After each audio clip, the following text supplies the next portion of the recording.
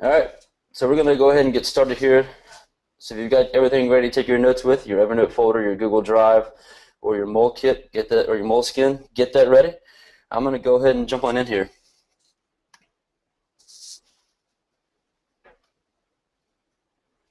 All right, so for those of you just joining us, welcome. You have stepped into the Social Fresh Conference webinar series, this one entitled The Social Marketers 2014 Toolkit. We're going to go through tons of great software and tool recommendations to make your life easier, simpler, and more productive. I'm your moderator, Jason Yarbrough. Some of you may know me as Yarby. I work with Social Fresh as the Director of Strategy, and I'm here to guide us through the webinar. So if you have any questions, feel free to chat us there on your panel. I'm going to be looking out for those questions, looking out for any glitches, any problems, anything you might need out of us, so feel free to chat at me. So jumping into this. Well, my screen isn't working. There it is. We have with us the lovely Sarah Evans. So not only was her session at our last Social Fresh conference one of our most talked about, but Sarah is one of our most favorite people. We love Sarah to death, as anyone that knows her or follows her does as well. At Social Fresh East, she gave us over 100 of her favorite tools for marketers and social media managers. And it was a very practical session for helping keep us all organized. And I think it's no secret that we all need the help there. So Sarah's going to walk us through that again and hopefully give us some more insight and tips to what makes her life a lot better. Next, we have with us Jason Keath. If you're familiar with the Social Fresh brand, you are familiar with this guy. He is founder of Social Fresh, and he will give us his favorite tools and sites for staying organized, efficient, and on task. A lot of these tools we've used or are currently using at Social Fresh, and Jason will be sharing in a few minutes all his favorite tools and tricks as well. So, without further ado, I'm going to give you guys over to Jason Keath, and I look forward to seeing you guys over in the chat screen. Thank you very much, sir. That was a great intro. Appreciate that. And thank you to Sarah for joining us today. Some of you probably were at Social Fresh East and saw Sarah's presentation that we're giving now. This one's going to have even more stuff in it, if you can believe it or not. But it was a great one. So I'm really happy to be able to bring this to you guys today. Quick note about our conference before we get started. Social Fresh West is coming up in San Diego, October 28th to 30th. Palm trees and sunshine. I know you guys love that stuff. We've got a lot of great stuff planned for this upcoming conference. I'm excited about it and excited to tell you guys about it. We're going to have a contest that can give you a free ticket to that conference at the very end of this session. So we'll do that towards the end with the Q&A. But just a couple of things. If you have been to a Social Fresh conference before, you know our presentations are very actionable. We try to have like one thing that you can take away from every session and really put in place right away. These are just a few of the conference sessions in Social Fresh West that I'm really excited about. Brian Clark from Copyblogger is going to be there talking about what they've done extremely well at Copyblogger, which is building a media empire and how every brand should think like that. Lily Pulitzer is going to be there talking about Instagram. I'm really excited about that presentation because it talks about Instagram from the perspective that they have, which is they start all of their social media marketing with Instagram, which is very antithetical considering you can't do links very well. It's not really a marketer's dream to market on Instagram, but they do that really well, and they start there, which I think is very unique.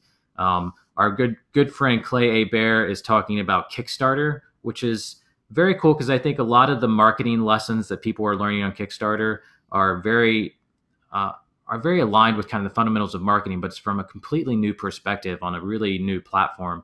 And I think it's very useful for us to always kind of break ourselves out of our day-to-day angle and look at a new way of thinking about kind of how we do our campaigns, how we do our social media marketing.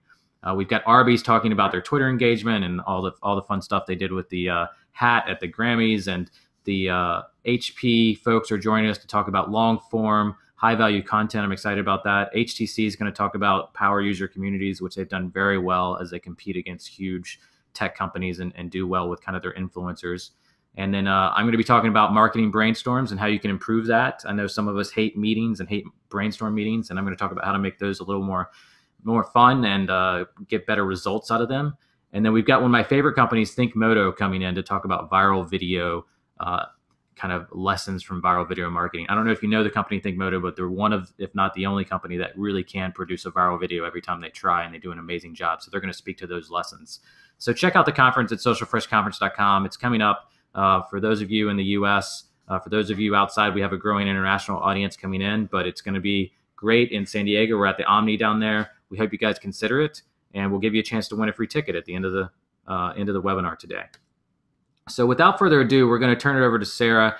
Now I'm going to jump in with Sarah and give you some of the tools that we have that we use day to day at Social Fresh, both to run our business and run our marketing. The presentation already has a ton of great stuff, so we're looking forward to this conversation with Sarah and letting her take it away now. Thanks for joining us today, Sarah. How are you doing? I'm doing great, and I hope you guys are too. Thanks so much for asking me to co-present with you, Jason. Yeah. I just want to say that Social Fresh, I get to attend a lot of conferences and speak and share and learn, but Social Fresh is really the #1 conference for taking away amazing information and actually learning practical tips, tools, tactics, and building relationships. I think it's just exceptional. I can't say enough about it, and I hope you will attend. So I want to talk first about great content, and Jason, feel free to jump in if you think that I overlook anything. But when I work with clients, I kind of boil it down to how do we measure greatness, and we look at, do people remember it? Does it involve some sort of emotional connection, laugh, cry? Is it relatable? Is it something I can understand? Think about your favorite comedian and the skits that make you laugh the most. They're probably something that you really relate to and understand.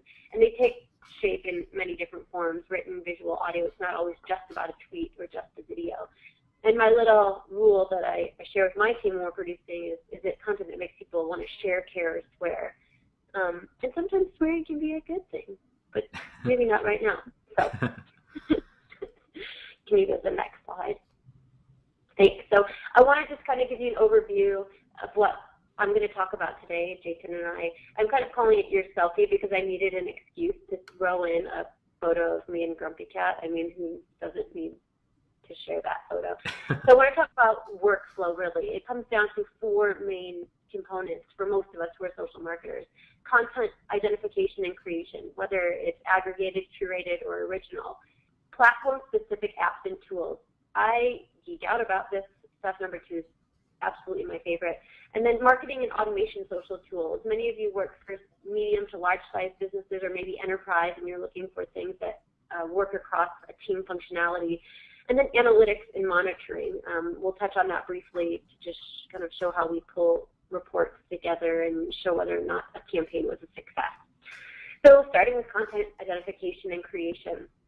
And so ignore the hashtag that I have on the bottom of this slide. Use the one that Yarby told us about with our SM tools. Maybe you can put it back in that chat again just so everyone knows. But I'm sharing my favorite tools. Jason's going to share some of his favorite tools, but we want to know your favorite tools too. I know I talk fast. I forgot to disclaim that, so let's go with it. Ready for the next one. Okay. So I start each morning. I come from a PR background. So I was always programmed to look at what news and information was trending on a national and international level, mostly because I'm looking for ways to localize stories, to jump or piggyback on top of another story for a client or for myself. It used to involve me sitting down with all local newspapers, looking at those above the fold stories, below the fold stories to see what was the most pertinent information. And now I've pulled together kind of my international front page stories. So it's not just about going to news sites for me. I use these exact tools set up on a web browser to see what's trending in the world. Top URLs includes almost everything trending on Reddit, and if you haven't checked out Reddit, it is the front page of the internet. It's really a place where it's crowdsourced, crowd-voted information that bubbles up to the top so you can see what people are really fascinated about right now. It might be everything from a political story to a really cute photo of a puppy, so you never know what's going to be trending. Looking at what's trending on Tumblr, Instagram, Twitter, Facebook, Google+, viral video chart. I want to know what videos people are looking at right now. What are people searching for on Google? What's trending on YouTube? So I pulled all these URLs for you. We'll give you a copy of this presentation, so don't feel like you have to write them all down right now. But you could let me know if there's a website you visit every day that kind of pulls together trending topics for you. So I use these tools to identify content to create. I look at what's trending. Is there something we can jump on? Is there a hashtag I can get involved with? Is there a photo that we can submit for something to get on board with something? If you're following the ALS Ice Bucket Challenge, it's content that we know is going to get further reach on Facebook because that's the content that they're finding is really viral right now. So I just make a little list in my editorial calendar of some of these really hot pop culture trends. So Sarah, I have a question. Do you have all these like in a bookmark system? Do they load automatically for you, or? So I actually do it a few ways. So one is I use Google Chrome primarily as my search engine. And I set it up so every time I open a new web session that all of these websites pop up for me. Oh, nice. That's a lot for some people to have you have 1, 2, 3, 4, 5, 6, like 12 plus web pages load automatically. So the other thing I do is in Evernote, I keep a folder dedicated to content identification and creation, and I keep all those URLs placed there so I can kind of, if I want to pick and choose some that I want to visit, they're all there so I don't have to remember them. Nice, perfect. I wanted to add on a couple of things that we do at Social Fresh to this, to kind of your same process, but ours is obviously very specific to social media, social marketing stories.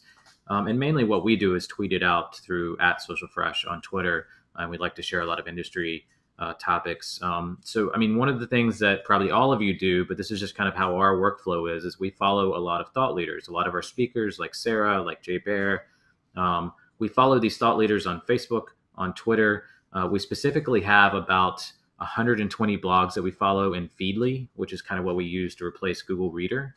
And then we also use pinboard.in, and Pinboard is just kind of a delicious replacement of bookmarking tool. So we'll follow Facebook, we'll follow Twitter, we'll follow Feedly, and then we'll pin all that stuff to pinboards, whether it's something we want to write about, whether it's something we want to share on Twitter later, or whether it's something we want to do our Social Fresh tips newsletter on, and we bookmark them kind of accordingly with separate tabs to organize that. And then one of my favorite things is to actually use the Twitter mobile app. I use the iOS one, but you can on any phone, it really works this way. It's the Discovery tab, and there's a few Discovery tabs now, but basically it's surfacing things that are popular that your friends or like accounts you follow may have favorited or retweeted or interacted with in some way. So it might not even be stuff that you're people that you're following, but it's content that's surfacing because it's popular and because it's getting a lot of attention. So that's something that kind of brings in new perspectives because it's not relying on just your network, but kind of your extended network.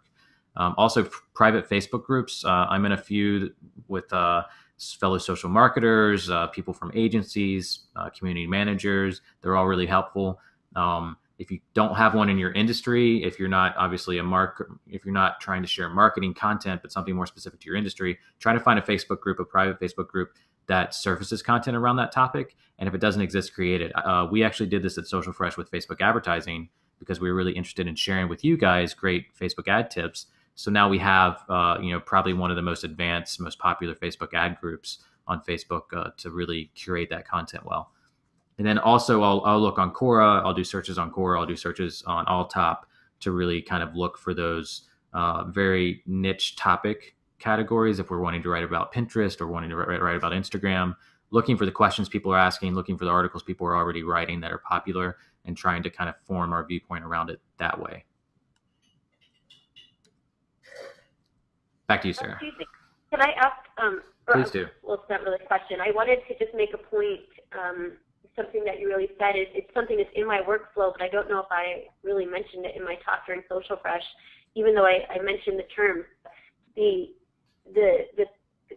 kind of the rule of thirds for how we create content, and I wonder if you do this too, where it's the third aggregation, the third curation, the third original. And I love your workflow for the first part of that other slide for really your aggregated or curated content. I think that's a beautiful workflow. Do you guys kind of use that model as well?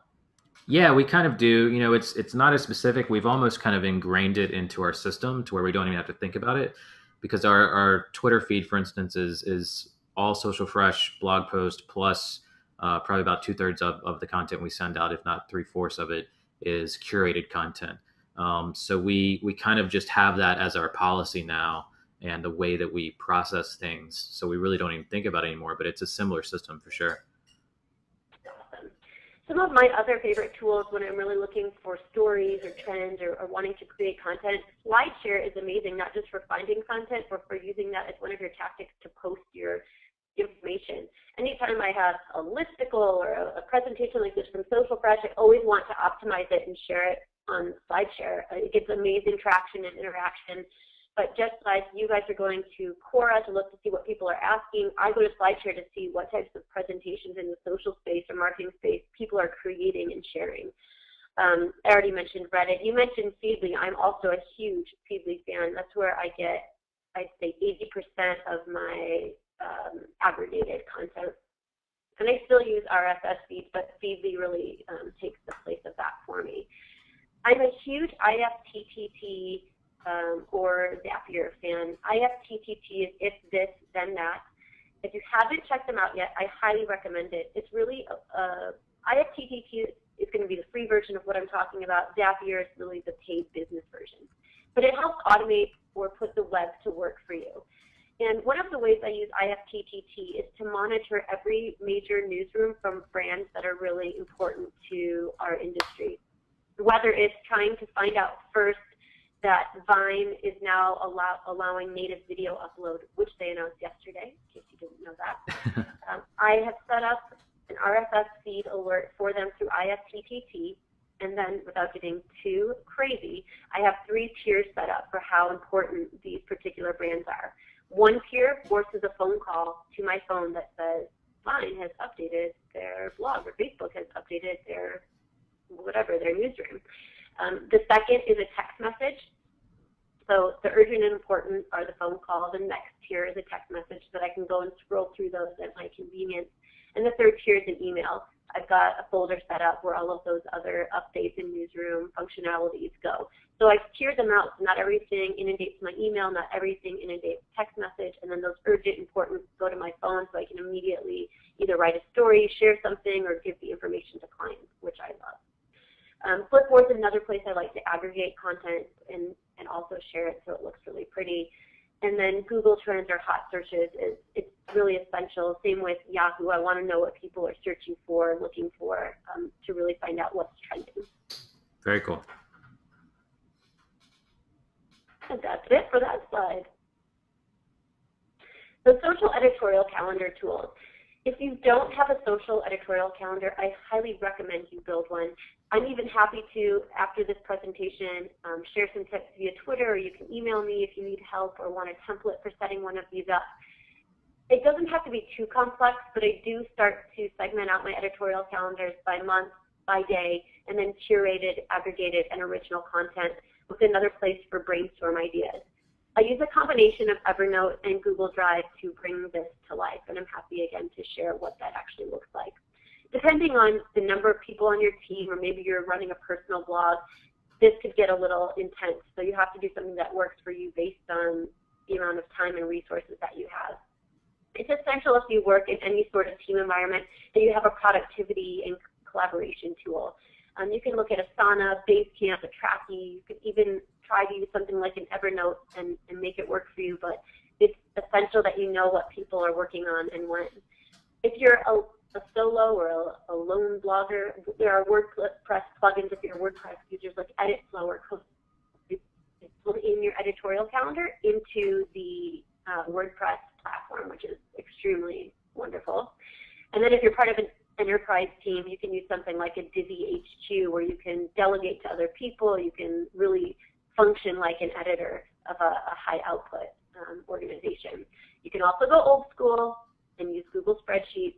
And like I said, I work hack things together between Evernote, Google Drive, and Google Calendar, where I actually set up some of the more important editorial opportunities on my calendar so I don't forget them, and I invite other team members in. When we're actually working a live event, I do a lot of live event work or big event work. We've got everything scheduled out on our calendars of when we have to push certain content forward, when we're going to be creating, and when we're going to be actually huddling to talk about our next strategy. Very cool, very cool. I wanted to add in kind of how we use our EdCal for Social Fresh, and there's actually a lot of overlap here. So if there's anything you haven't mentioned, we can still talk about that, Sarah. But Podio is what we use in kind of replace of Asana or Basecamp. It's the same kind of productivity collaboration app. Allows us to post files, allows us to actually feed forms into it. It's really great. And we also just use Google Docs. I mean, we have some Google Docs forms, we have some spreadsheets, we have some spreadsheets with like 20 tabs on them. We really get geeky when it comes to the Google Docs. And I think that's a great tool for our team, at least. WordPress plugins, we've got a lot of custom stuff built in the Social Fresh blog, but it all is back-ended by the Capability Manager and the Edit Flow plugins. I know you had Edit Flow too, Sarah, and these are both great. Capability Manager, basically what it does is it allows you to determine what level of person in your WordPress can do what. So if you have a contributor level, for instance, you have guest bloggers on that contributor level or employees on that contributor level, you can either allow them to upload photos or not. You can allow them to save as draft or publish sometimes or not. And you can set it for, as many levels as you have in your WordPress system. I think the default is 4. And that's really great because if you get a system together of bringing in writers, whether they're paid writers or employees, etc., you really want to be able to control what they can do to the blog and when they can publish and when they can't. So I think that's great. Edit Flow is great for us. We're able to add editorial comments to post. We're able to ping editors and let them know when it's time for them to come and look at a post. And then user submitted post is a plugin that allows us to have guest bloggers kind of submit their posts without getting a login, which is a really great tool. And then CoSchedule, I know you mentioned as well. I think CoSchedule is great for WordPress. It really allows you to view all the content you have coming on a calendar system and move it around and look at all the drafts that you have and where they should go. It plugs into social really well, and I know they're always adding features over there at CoSchedule, so that's really great. And then you mentioned Divi, Sarah, as kind of it's almost like a higher end CoSchedule. It's a higher end content management publishing tool, editorial calendar tool. And Compost is basically a very similar product to that I know we've worked with and we've enjoyed kind of their product and what they can do. Both Divi and Compost are expensive. I'll say that. CoSchedule is $10 a month. The other ones I think are like $1,000 a month. Don't quote me on that, but they are very expensive. So if you're a larger company, look at those. But if you don't have the budget, look at these other, kind of work hack solutions like Podio and Google Docs and CoSchedule that allow you to organize it on a budget, which is what we use, and it works fine. And then we also use a lot of these hacks with Google Spreadsheets, with Podio, with the if this and that to populate information from one place to another. We also do a lot of custom automation within WordPress. So for instance, when we add a new contributor to the blog, we have an automated email that goes out to them that explains a lot of the editorial process, explains how to set up their profile, and every new blogger automatically gets that information.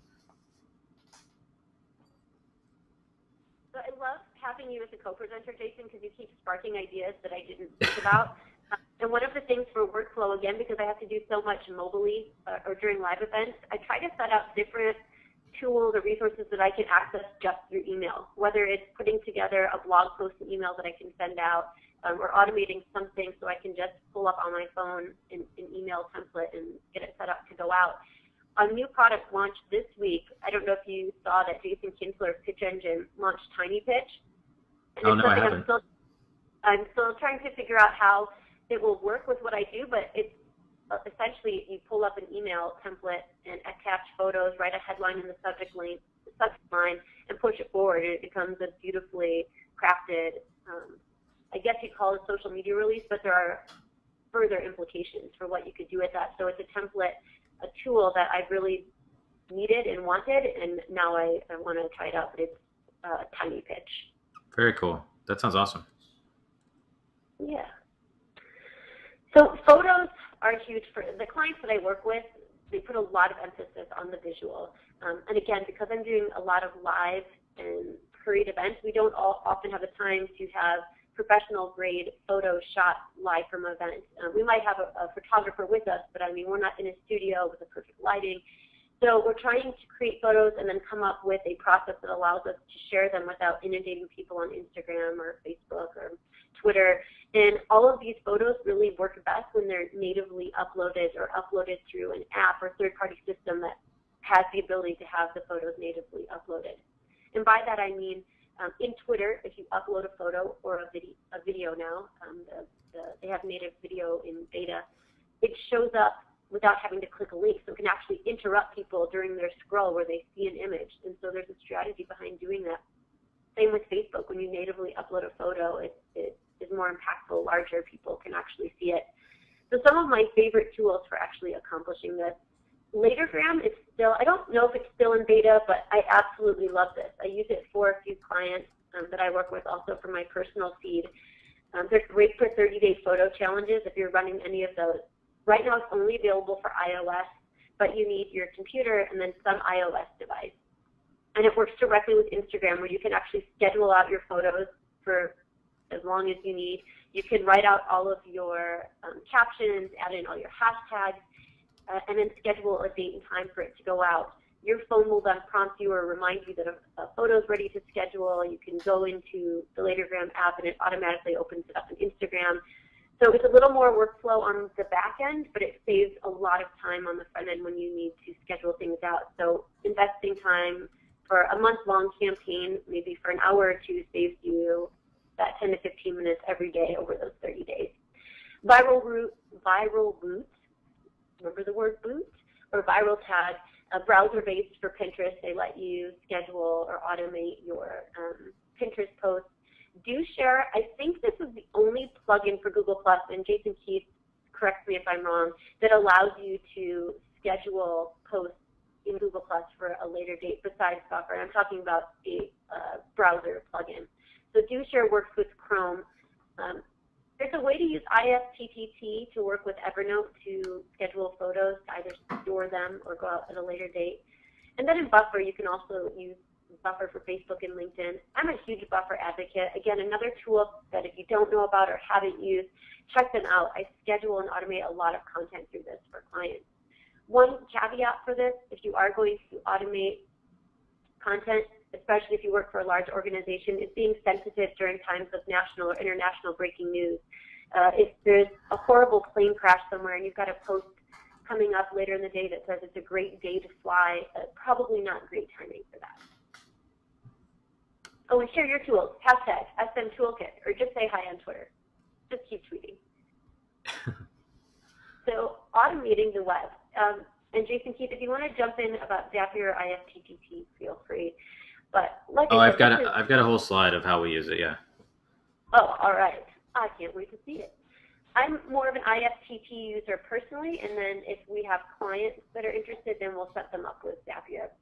But so I told you kind of the rundown of how I use IFTTT for news monitoring for a lot of the content that I'm aggregating or curating. But there's also free services for social with Twitter, Facebook, Etsy, Google. For example, let's say you have a new profile picture. You've got your gorgeous selfie that you want to start using as your profile photo, and you don't want to go change it on every single network. You can set up a recipe that says, when I update my Facebook profile photo, it's automatically updated on Twitter or Etsy or Google. So it saves a lot of time with that information. One of the things that I love with Instagram, as you know, if you're an Instagram user, you can't download photos from the site. And I often clear off all the photos on my phone because I run out of space quickly. I've set up a Dropbox folder that has saved every Instagram photo I've ever posted in a folder that I can access if I ever need it. My husband and I love to print out canvas pictures of our favorite Instagram photos, or sometimes clients need to access a photo and it's deleted, or there's 10 people on a team and many different devices. So you can centralize all that content in one place. As I said, it's completely free versus the paid version of Zapier. Once you move to that paid side, you get to do a lot more. And there are more social marketing implications. For example, if you're running a giveaway online using a tool like Woohoo, which I highly recommend, and you also use MailChimp, when people subscribe to your list from your Woohoo form, it will actually be added to your MailChimp list. So you don't have to cross-check or duplicate tasks and add more people to that. So like I said, it's more business in nature. It's for the more maybe mature services like Gmail, MailChimp, Salesforce. Check them out. Share your favorite recipes or tools from either of these on Twitter with SM Toolkit, and I'll reshare my favorite. Awesome, awesome. So we definitely do use Zapier. One of the first ways we used it is we used it to get our Eventbrite info over to our email software, Infusionsoft. And it was the only real solution, and as far as I know, still is today, to do that.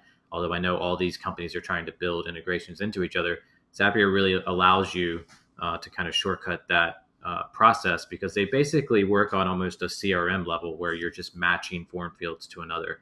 So you go in and we basically select every form field we collect in our Eventbrite for our conferences, and we're able to match that up to what we have in Infusionsoft for our email leads and for people that get our newsletter. So we can get more data on those people. Those are our favorite customers because they're coming to our conference. So it allows us to really get a better picture of who they are. Some of the other ways I've seen it used, and we've looked at using it more in depth, are using Eventbrite to connect to Podio. Again, Podio is kind of an organizational and collaboration platform. So if you wanted to bring in people that are attending your event into something like that, you can do that. You can bring in their data. And you can connect it to everything you're doing in kind of your intranet system. Also in Podio or several other platforms, you can actually create a Gmail draft. So, kind of a Salesforce almost function where you're trying to trigger an email that you have to send. You can also trigger emails in Gmail. I'm a little scared to do that personally, but if you want to go out on a limb and try that, you can do it. I like the idea of triggering a Gmail draft better because it just is a reminder. And if you know to go to your Gmail draft folder, you'll see, for instance, that you got 3 new subscribers today, and you could send personal Gmail emails to them rather than have an automated version. So there's all kinds of things you can do with that kind of system. And then if you want to connect spreadsheets, Podio works on a spreadsheet system in some ways, and so does Google Spreadsheet. You could do that. If you have a Google form, you could bring information from that into your Podio account, into your email account. So there's a lot of cool things you can do with Zapier. If there's ever 2 tools that you wanted to connect in some way to automate something, look at that. It is more expensive. Obviously, IFTTT is free, but if you've got some serious software apps working for your business and you need to connect them, it's a great, not too expensive tool to make that happen. And then on more of the fun side, really the only thing, believe it or not, I use IFTTT for anymore, Sarah, is to take all of my Foursquare check-ins and put it on my Google Calendar. So it's almost just like an archival, like a GPS diary for me, because it's harder to access that information in Foursquare, but I can scroll through my Google Calendar and see every check-in I've ever had. So it's really great for trying to remember where you were, or just looking back and seeing where you went on a vacation, things like that, and seeing who you were with, if you tag them, that kind of information. So I think that's a little tip. It's definitely not a marketing tip, but I like that recipe a lot. More of an alibi tip, Jason Keath. It's more of an alibi. Yeah, definitely. And here's your recipes. I know we already had a couple questions asking for this, so I'm glad we had it in here. Like, yeah, I always get this question. So those are some of my favorites. Check them out. Like I said, share some with me. I don't know everything, so I love learning from you guys too. Next slide. All right. Third-party involvement. If you have a larger team, or maybe you run ambassador third-party programs with contributing bloggers, it's essential to really have a high-quality third-party platform or resource where you can make things happen. So these are just 3 of my favorites. 2 are free, 1 is paid. One is Twibble.io. It allows you to publish content from any RSS feed to Twitter with imagery. It looks so beautiful. So if you have a bunch of ambassadors working for a campaign that you're working on through your corporate account, you can actually get all of their RSS feeds pulled in through here, and then push the stories or blog posts that you want to push forward to the corporate Twitter account through here, and it attaches a photo. So the photo shows up as a native upload with the story. So it saves a ton of time. It's, yay, my favorite. I can't say enough. Triber is good. I put 2.5 out of 4 stars, not as a diss. I'm not throwing shade at Triber, but it allows you to find other bloggers to share your stuff. But it only works if it's stuff that a lot of people want to talk about. So if you're talking about fashion or technology, you're likely to find big tribes there. But if you're talking about like the cosmos or something, I don't know, there might not be a huge Star Trek Triber on there. You know, it could be wrong. So roundteam.co, this is paid, but it connects your Twitter account and lets others contribute for you without you giving them your login credentials. You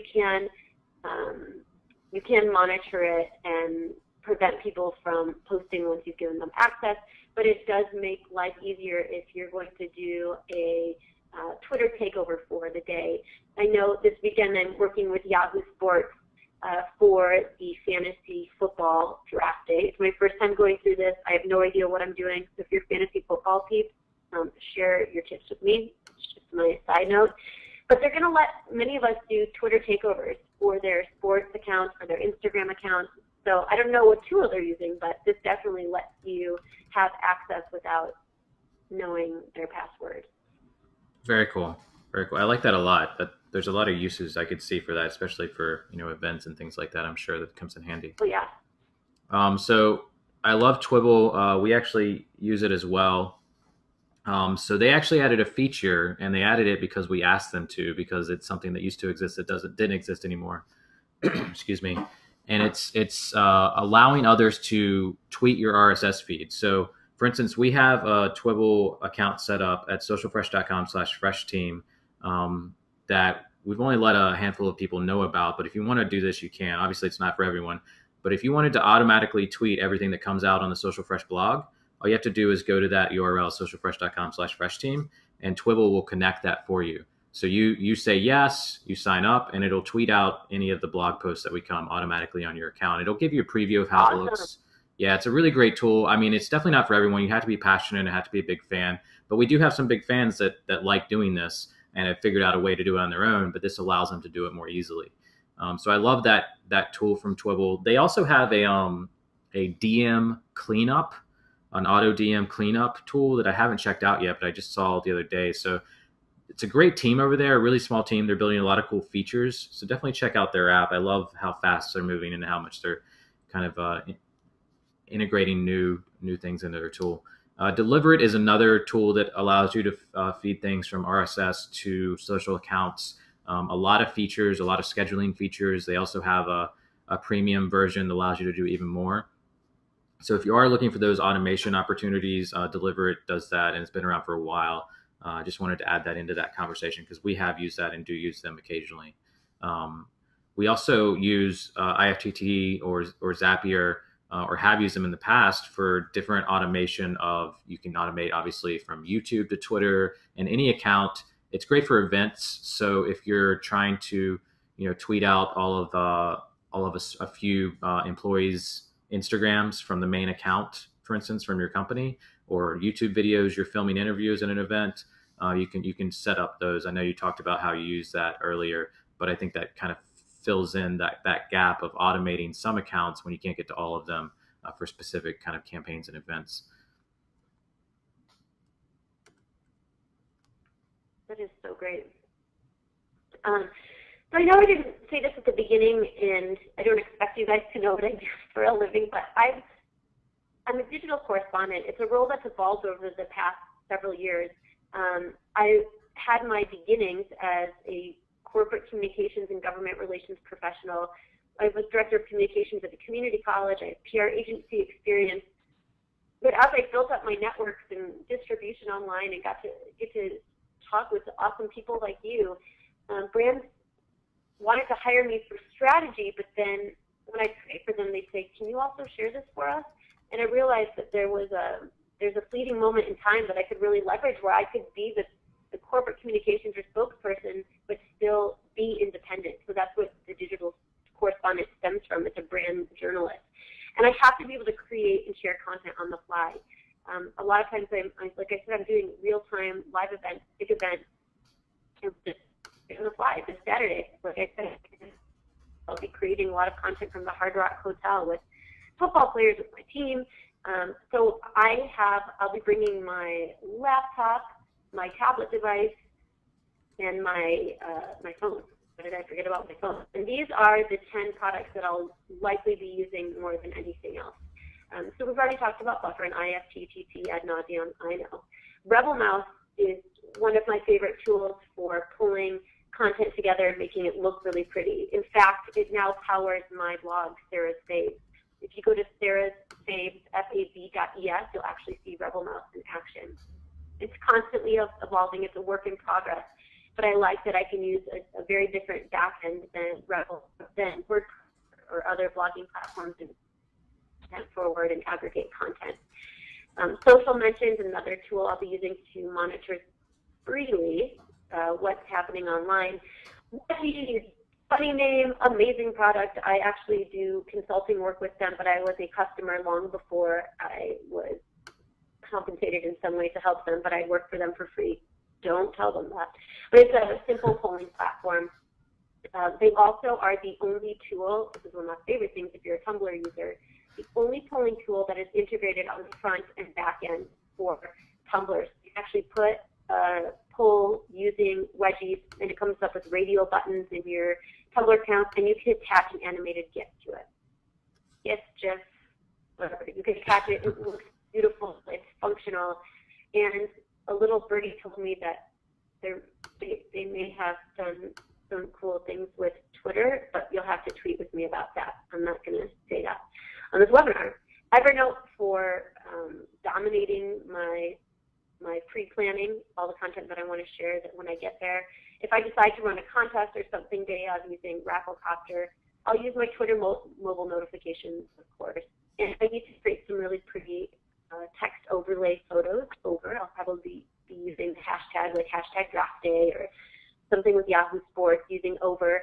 And then I have 8mm here as a cute video functionality. Likely won't be using that as much during what I'm doing with the sporting event, but I have a whole folder of content dedicated to creating video content just via apps. And if you tweet with me after this webinar, I will pull that list together and share it to you. And don't forget to use hashtag #SMToolkit. Nice, nice. And we just started using Rafflecopter for socialfresh, Sarah, and I love the tool. If you're trying to do a campaign, a giveaway, and you don't have the budget to really hire a team to do a Facebook tab or a custom like temporary website for the contest, Rafflecopter is a great solution, I think.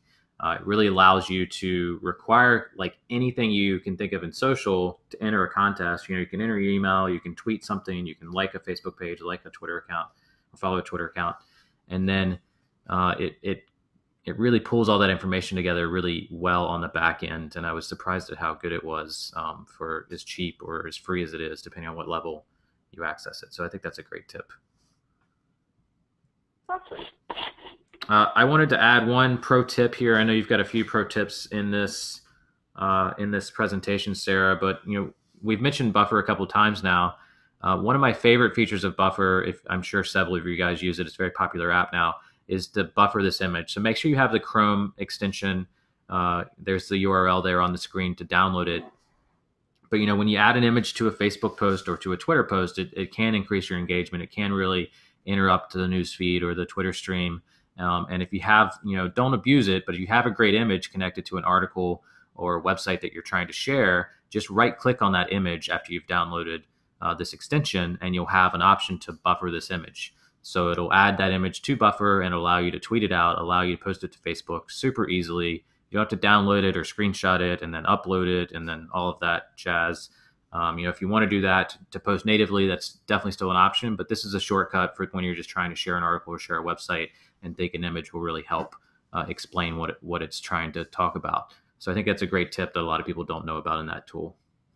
Hey, Jason, when you do that and it buffers the image, does it include the link from the page? Yes, it does. Okay, cool. That's awesome. Yeah, it'll include the link from whatever page you're on. So really, you're just adding an image to share that page. So it's great. So I mean, it does shorten if you're doing it to Twitter, it does shorten the characters you can use, but it's usually not a problem. That is so great. I have the extension. Honestly, I've never used it because I assumed it just sent the photo forward. So I'm excited. All right. So I said I'm going to have my laptop, my tablet, and my phone with me this Saturday, but this is the setup that I bring with me for any event. Now, when I work with a brand, we come with a full team with a professional videographer and people who edit and a community manager. And then I function as the journalist and strategist, producer, all that good stuff. But I've created a hacked together way to turn my tablet into a device that allows me to capture, edit, and share from the same place. Many times during live events, I don't have the leeway or the luxury to download or upload content, or we've got a really wonky internet connection, and we just can't get things done fast enough. So I've got this iographer case, which I wholeheartedly love. It's especially great, just as a side note, I'm the mom of a toddler. If my son ever wants to play with the iPad, it has two little handles on it, so it keeps it, I guess, a little safer. In the picture, you can't really see that it allows you to attach a lens, a light kit, and a sound kit. So I've got a wide-angle lens and a fisheye lens that I can attach to it. I've got a shotgun mic. They always come with a shotgun, a boom, a handheld, and a log. But the shotgun mic attaches and gets amazing sound. I just got a mini tripod. You could get a big tripod, doesn't really matter. And then I've got an LED light kit that I use to create. It's amazing when you need to do things on the fly and you just don't have time to take a professional videographer's content and upload it, download it, and edit. So additional content creation tools, these are a few of my favorites when you want to think outside the box than just writing content. Screener lets you record your screen, so you could actually create a tutorial or something from your own screen. Canva is beautiful. It allows you to do cover images, invitations, blog content, Facebook, cover photos. If you don't have a design background, it makes it pretty idiot-proof to create something pretty. SoundCloud is great for just audio, and SoundCloud functions well with Twitter and Facebook and all the other popular social networks. So if you just have audio, you want to share maybe a recording of your executive or some music, it's great to use. Timetoast is really fun, and I think there's a lot of opportunity here. It allows you to create shareable, embeddable timelines. You can show something in chronological order. You can just show how something's grown over time. Giver is great to donate via tweets. I think in the future we're going to see a lot more e-commerce available on Facebook and Twitter and places where you're already interacting. ThingLink is pretty cool. I don't think we're in a place where it has full user adoption yet, but it lets images become interactive. So if you scroll your mouse over a different part of the image, it allows you to actually have separate URLs and drive people to different places based on what they're looking at. It's great for people who sell any type of product. And PictoChart, I think they have a freemium model where you can make one for free, but then you can get advanced features for a paid amount. Lets you create pretty cool infographics, and you know infographics get a lot of traction. Awesome, awesome stuff, Sarah. We have one more pro tip here. This is actually, you know, we are getting close to the hour mark, and we're going to keep going. We've got tons more tools, so it's going to be a longer webinar for you guys. But for those of you that want to take part in the contest, this is actually the image and the question that'll be on the contest. So if you go to facebook.com/socialfresh, it'll be the top post there, and all you have to do is mention whatever tool you think that you use with social media, with your marketing, saves you the most time. We've already got some people chiming in with Buffer and Hootsuite. So whatever tool you think saves you the most time, go in and comment on this post on facebook.com/socialfresh, and we'll pick a random winner at the end of the day at midnight to win a free full access ticket to Social Fresh West. So check that out. So I wanted to give you a little insight for how we used Canva with this image. We just used a photo of New York City. And this is how I recommend using it. You can spend like $1 per image if you use kind of some of their nicer stock photos in Canva. But really, you can upload any image you have and just kind of blur it up a little bit and add some color to it. And it looks pretty cool because they have such good fonts on Canva, right?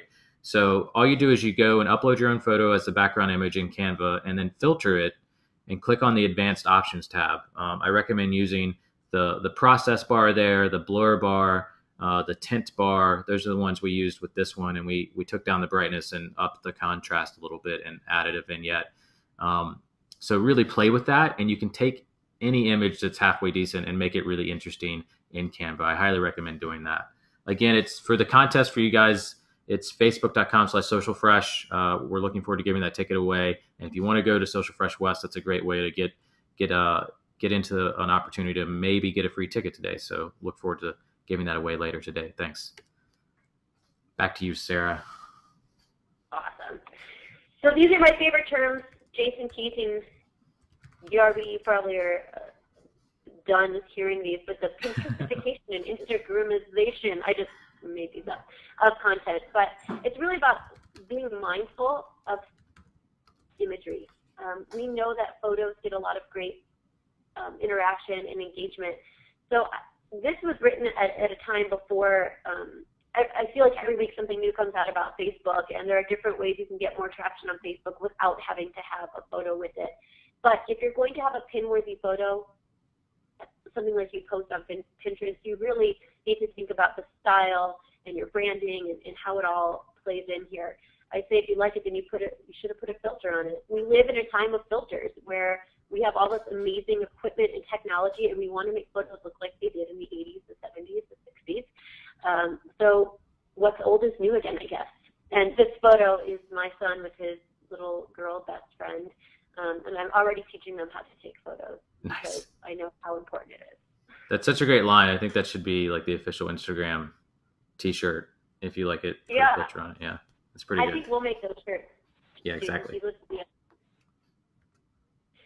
If you're going to be using images, I say how important they are, and like Jason just said, he used a photo of New York, and Canva could charge you $1 per photo.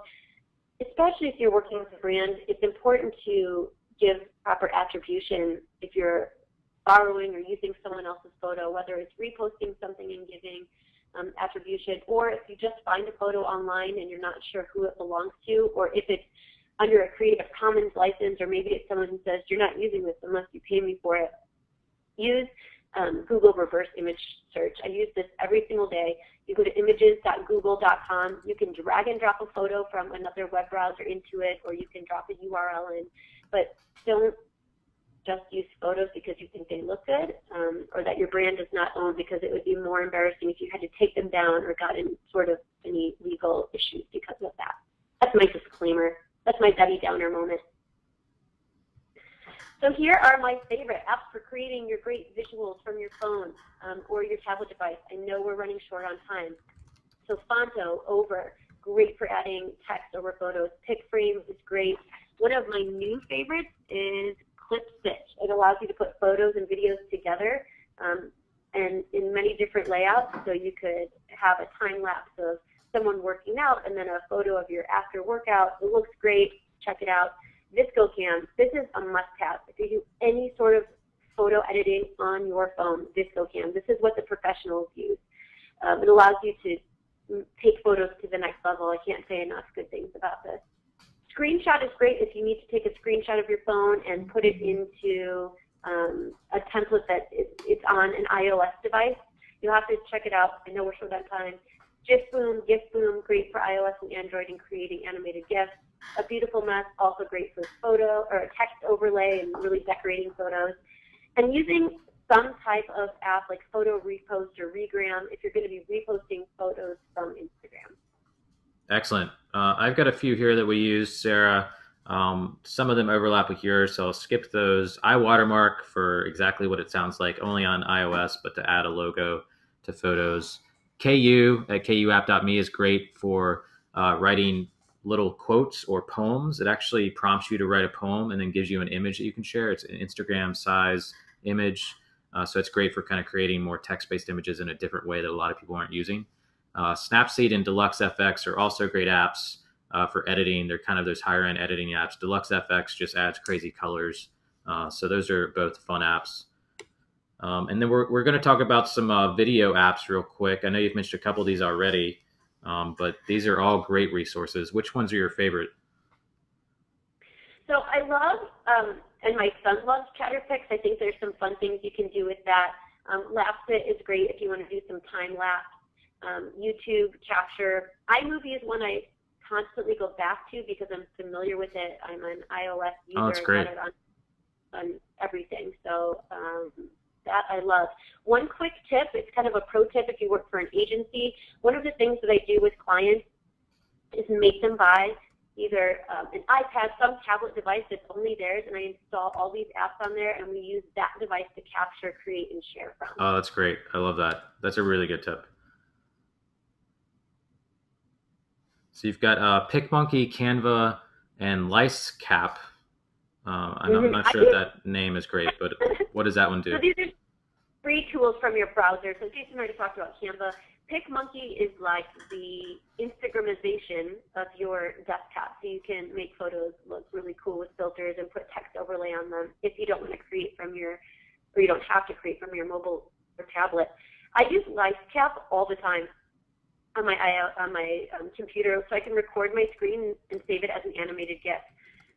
So if you want to show someone how to find your email login and how to type it in, you can actually record your screen doing that, and then you can use that animated GIF in email on any place where animated GIFs show up. So it's my must-have.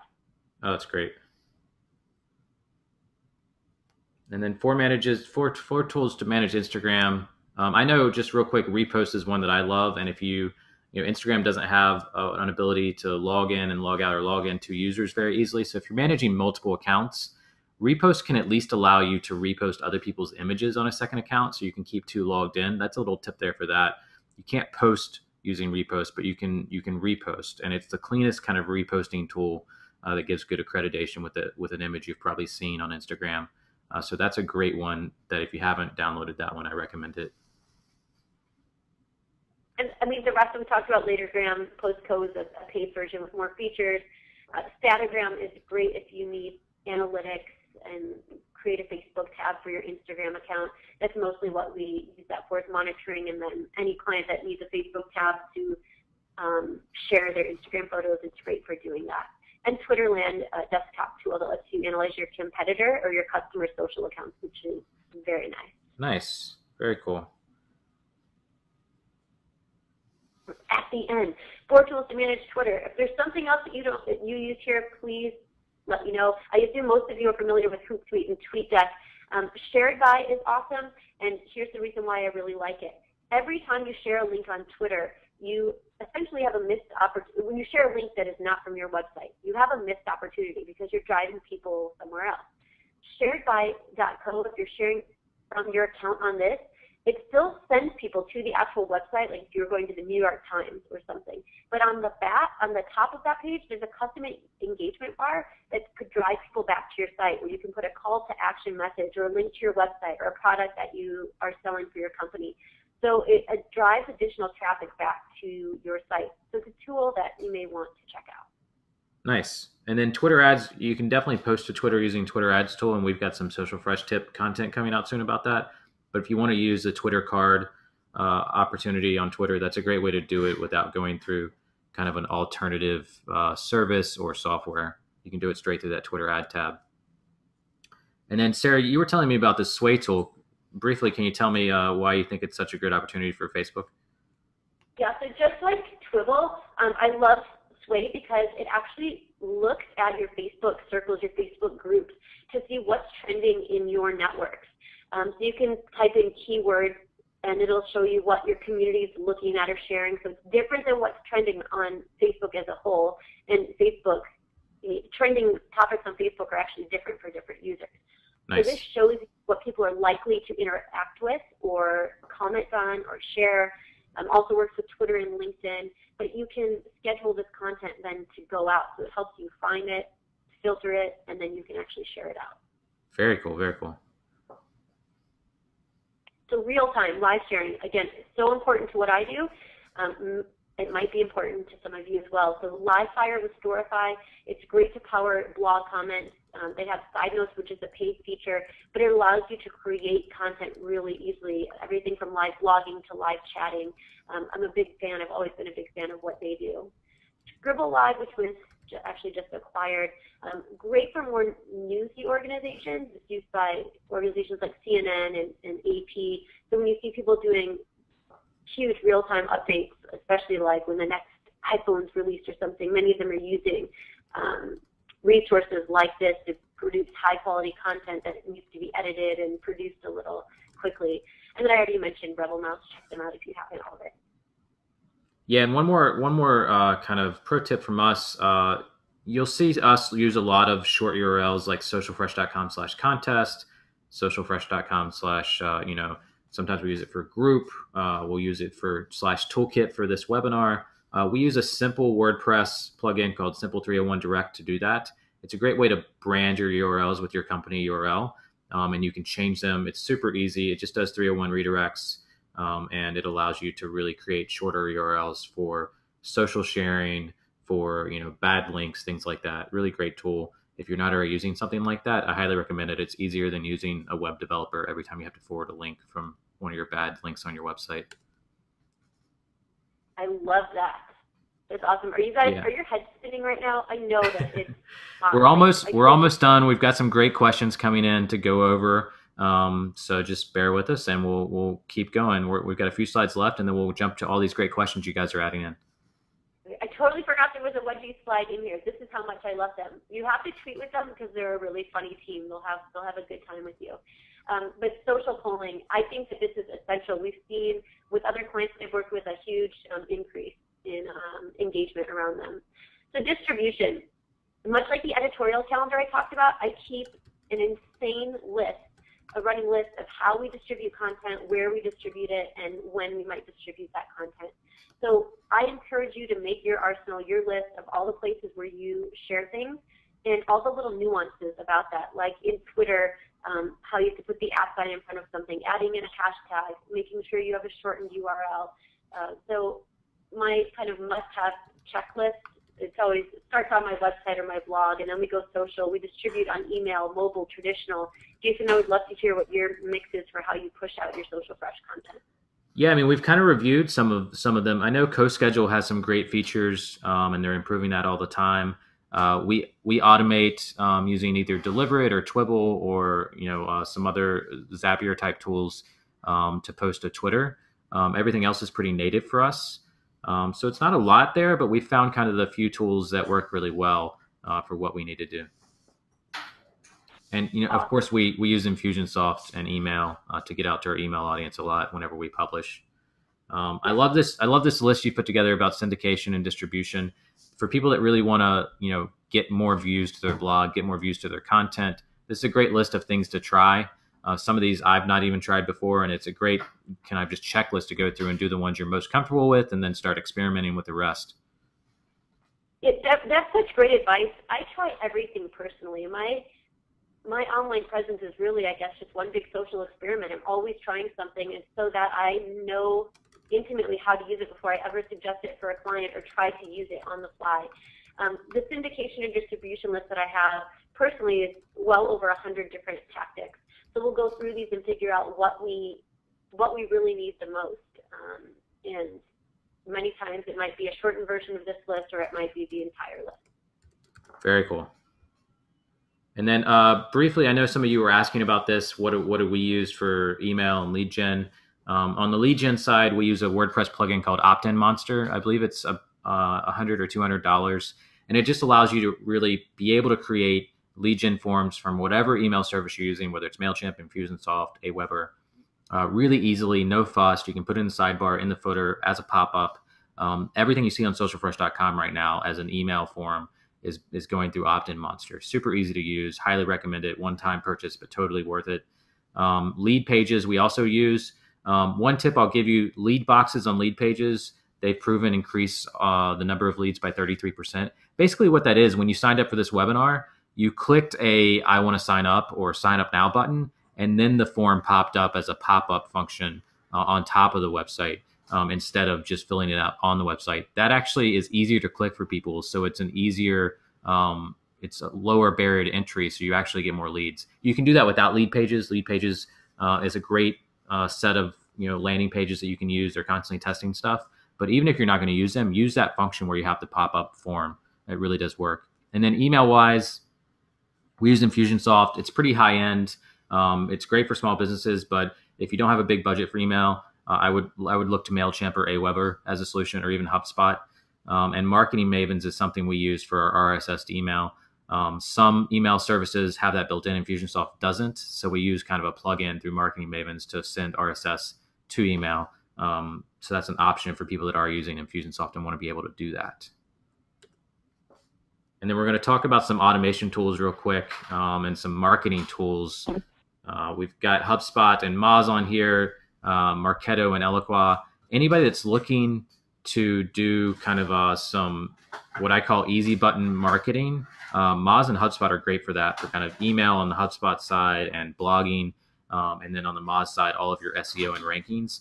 Both of those sites have great UI, make it really easy to do some complex things, I think. Yeah, I mean, that's great. I know we're almost out of time, but it's really pretty simple here. If you're going to look for an exceptional tool, these are really the ones that I highly recommend if you've tried. Definitely. Analytics and monitoring. Yay! Such an exciting topic. So which is right for you? Again, this is just a quick rundown from free to paid. Social mention, I already mentioned. Ubervoo, which is owned by Hootsuite, lets you get some brand insights. It shows your social replies. You can engage your analytics. It's great for small and medium-sized businesses who have really active social networks. I love BrandWatch. It's a beautiful user integration and user interface. It's truly fully comprehensive, sophisticated, great for the medium to large and enterprise clients. And then Radian6 and Salesforce is really kind of your Cadillac of monitoring, where you can listen and publish. They have so many integrations with other companies or have acquired them, like Buddy Media.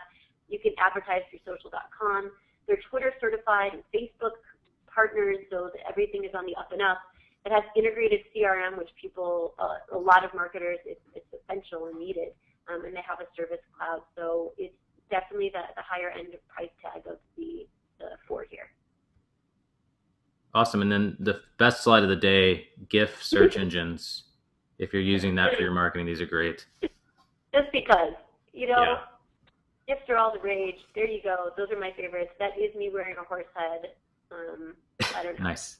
And you guys will be able to download this deck and the presentation. We are recording it. You'll get the audio. You'll get the slide share file, and we'll email that out to you. So I know we've been answering that question a lot, but just to reemphasize that so you don't have to write down all these URLs. We are going to do the Q&A next. So thank you for all the questions. You guys rocked. Round of applause. You guys can clap to yourselves at home for Sarah Evans. Thank you, Sarah, for the great information. If you'd like to tweet Sarah to thank her, it's at PR Sarah Evans, Sarah with an H. So thanks so much for all that information, Sarah. And if we don't get to your questions, just be sure to tweet either me or tweet Sarah and use the SM Toolkit hashtag, and we'll get to as many as we can today and tomorrow and respond to you guys with additional info. Great job on the Facebook contest. We've got a ton of replies. Some of the big ones, Hootsuite, as I said before, Canva, Sprout Social, Google Alert, Buffer, IFTTT. So great answers are flowing in. If you haven't already entered the contest, go over to facebook.com/socialfresh and add your comment for a chance to win a Social Fresh West full access ticket. All right, so we're gonna jump into these questions. Sarah, we had a couple people asking about some specific tools and things. Someone asked if you mentioned a tool called Clip Switch or Clip Stitch. I'm not sure if you know which one they're talking about. Oh, yeah. So Clip Stitch, I know it's for iOS. I don't know if it's for Android, but it allows you to actually pull in photos and videos into a photo montage, and you can share it. It's great for Instagram or Pinterest, but you can do you can set it up where videos play simultaneously or they're delayed. It's something new. It's different, and you can get attention in a new way using photo/video collage. Very nice. A few of you asked if you could join the Facebook ad group that I talked about earlier. If you're interested in doing that, just hit me up on Twitter and talk to me. It's kind of an experts group. So if you're looking for kind of that advanced content or you're doing a lot of Facebook advertising, we'd love to invite you in. So just hit me up on Twitter and we'll talk. Great question. One user, Sarah, asked if you've used Sponge, SPUNGE. I'm not sure what that is, but if you know what it is. I use Sponge to clean my sink. I don't know what that is. Don't you love the names of some of these apps, yeah. right? All right. My favorite. That's from one of our users. So if you have more information on Sponge and you'd like us to include it in a follow-up, we'd love for you guys to tweet SM Toolkit hashtag and let us know your favorites, because we are going to do some follow-up content on this to give you even more list of great tools to use. Great tip from Karen Cooks to let us know that Statagram is now Iconosquare. It so is. You know what? Statagram renamed. I forget. I still type in Instagram even though it is icon square. Thank you. Yeah, it's a great tip there.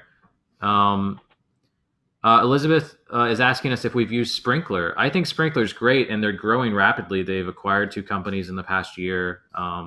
They're really adding a lot of features, and they're becoming kind of another one of those all-in-one solutions when it comes to kind of a social media dashboard. They're competing with folks like Adobe and Salesforce and Sprout Social and Hootsuite and Expion. There's kind of a half a dozen, maybe 10 companies now that are really vying to do all the publishing and listening and monitoring and metrics and paid media. And I think Elizabeth, I think Sprinkler's doing a lot of great stuff. Sarah, have you used their platform before? I tried it out back in the day, and I have not used it again since they've really grown and matured. So if any of you have used it, I think that's a great opportunity to share your experience with the hashtag SM Toolkit. Nice. Flipagram is another app that was recommended. I'm guessing it's an Instagram tool of some sort. You're familiar with that one? Yeah, so it's actually one of my favorites for both personal and professional use. If you want to do a quick video, like I'm using the word montage, but that's not the right word, but a video of your photos, you can create 15 seconds, you can do a minute and 30 seconds, but it's great for Instagram if you need to do a quick video. I worked with a company out of New York doing a jean campaign for them, and when the campaign was done, we shoved all the photos possible that people contributed into a 15-second video. So we can control the speed, we could add the filters and make it look really nice. Oh, nice. Very cool. Great. Someone's asking basically kind of what we just covered, but I'll repeat it. Any listening, publishing, reporting tools? A lot of commas in that question from Jennifer. Basically, something that does it all. I would look. The ones that are really doing it all. You have Salesforce. You have Unified. You have Hootsuite that's getting there. You have Sprout Social, Sprinkler, Adobe, and Oracle, Expion. All those companies. I know I'm probably missing one or two. But I would look at those, and we'll put together a post with all these in it. So look for that on Social Fresh maybe in the next week or two. But there's several people vying for it now. It depends on what you're looking for. If you're just looking for listening, publishing, and reporting, there's several tools that are out there that can do that. So I think you've got a lot of options out there. Another question, Sarah, we've got a couple of people I think were maybe overwhelmed, which is great because I think that's a good thing when we give people more information than they need. Really? They're overwhelmed? What? No, I'm just... But they're asking, if they're only using native tools right now and they only want to maybe start with 1 or 2 tools, what would be kind of your first recommendations? Well, I would definitely look at Buffer, especially for centralizing all of your content and looking for a better way to do things. Yeah. And an IFTTT to make your life a little easier and save some time. I guess those would be my 2 to start with. Baby Nice. steps. Yeah, I also use TweetDeck. I think that's a good tool for publishing to Twitter and kind of doing some light listening. I think that's a good option. Let's see. You guys have so many great questions. This is awesome.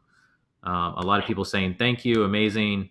You guys are amazing. Thank you. Yeah. What was the video thing tool called again? I think it was. That should be a name of an app. It was ClipStitch. Awesome. We've got somebody recommending Expion as a tool for an all-in-one. Yep. VidStitch combines pictures and video. I assume that's a mobile app, VidStitch. Mobile.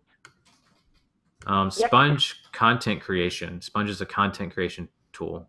That recommendation from one of our listeners. Can't wait to check it out. To get all spongy. Yeah, totally. All right, we're going to go through some more questions. If you guys do have to sign off, don't worry. We're going to record this. I know we're running long, but it's so much great content. But we are going to answer a few more questions.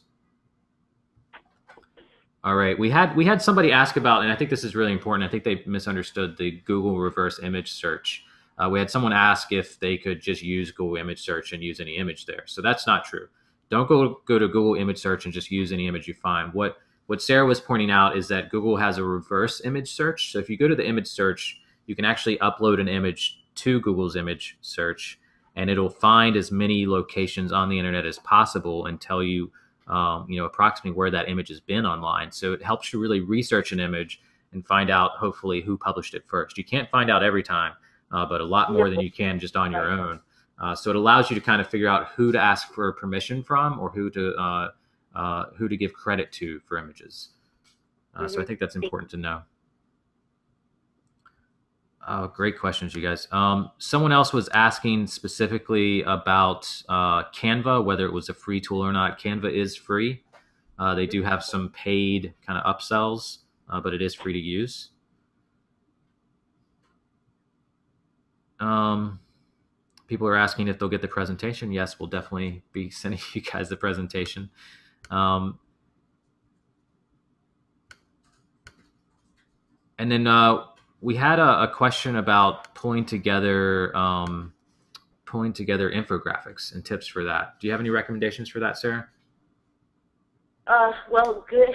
I mean, maybe we could do a follow-up post about that, Jason. Yeah.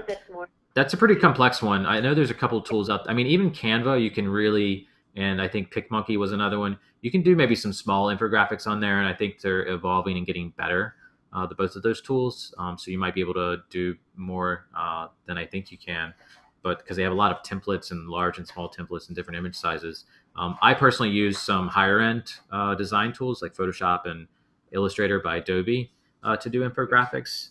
And I don't know if there's any web tools outside of those two. That's something that I might look into because I know that's something that people are trying to do more and more of. I'd also look to work with a professional designer. Yeah.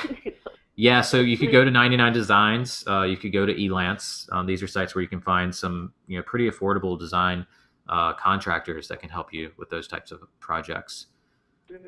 Kevin McNulty gave us a great tip when you were talking about Chrome and kind of your process. I said to try the One Tab plugin on Chrome, which I've heard of several times before. I haven't used it yet, but it allows you to use a list of tabs without keeping them all open. So it kind of saves memory and makes it easier.